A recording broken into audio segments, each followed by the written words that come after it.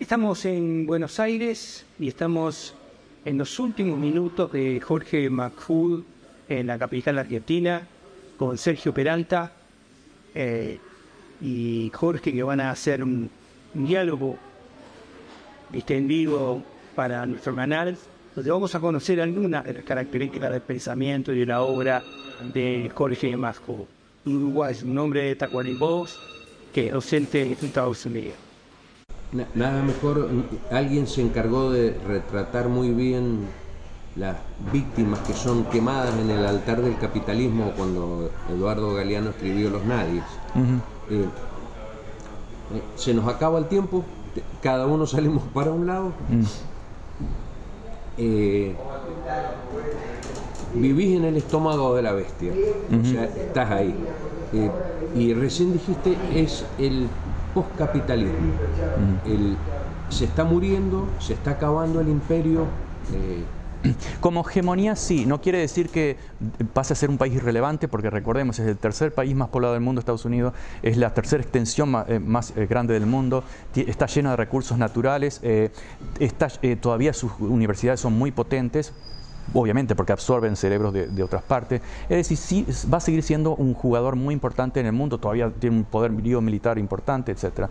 Pero la hegemonía que dictaba qué régimen, y casi siempre dictaduras, ¿no? En África, en América Latina, directamente, ya eso está pasando afortunadamente porque hay otro actor, que es China. Y el capitalismo, entiendo que estamos en el mismo momento, por ejemplo, del siglo XVI-XVII, en el cual el feudalismo tomó casi un siglo para ser reemplazado por el nuevo capitalismo. Cuando John Locke, muchos pensadores que articulan las raíces del capitalismo ideológica, no tenían conciencia del capitalismo. Escribían articulando sobre el gobierno, sobre la propiedad privada, pero no se llamaba capitalismo ni tenían conciencia. El feudalismo todavía existía y creo que va a pasar en el siglo XXI esa transición. Todavía es imposible ver qué va a reemplazar. En este momento estamos en un neofeudalismo, es decir, una vuelta a lo anterior, claramente, con las grandes corporaciones como los señores feudales.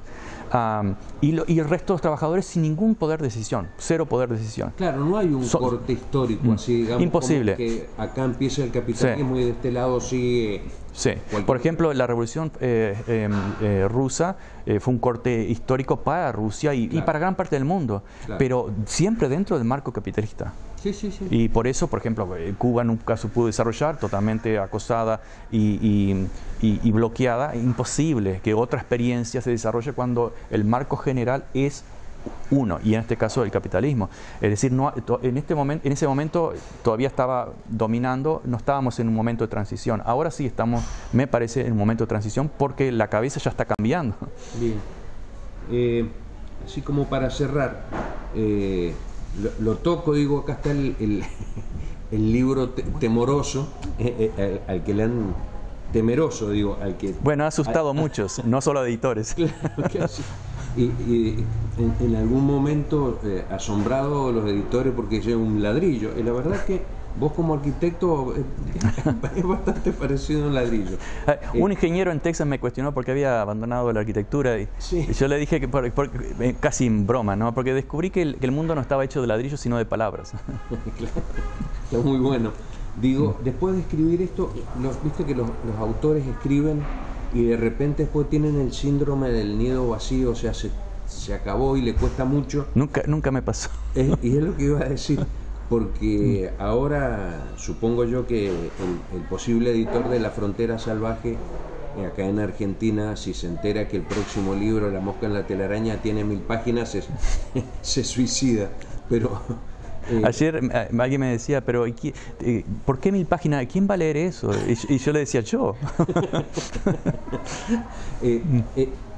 ¿Qué es, si se puede adelantar, qué es La Mosca en la Telaraña? Moscas en la Telaraña es... primero, son 3 partes. La última es cómo los medios crean una realidad y el consumidor se ha convertido en una mosca que es atrapada en la telaraña. Incluso en ciencia se ha descubierto que los diseños de la telaraña, más que funcional y estructural, es como las flores, ¿no? Para atraer a la mosca, Claro. es algo seductor. Entonces uno queda atrapado en eso. Y entonces he tenido que irme a los orígenes del capitalismo para tratar de entender los elementos fundadores, que repito, he dicho a varios lados, no es el mercado la fundación del capitalismo, es otra cosa, es la creación de la propiedad privada, el despojo de las tierras comunales en Europa, la creación del mercado inmobiliario, del mercado laboral.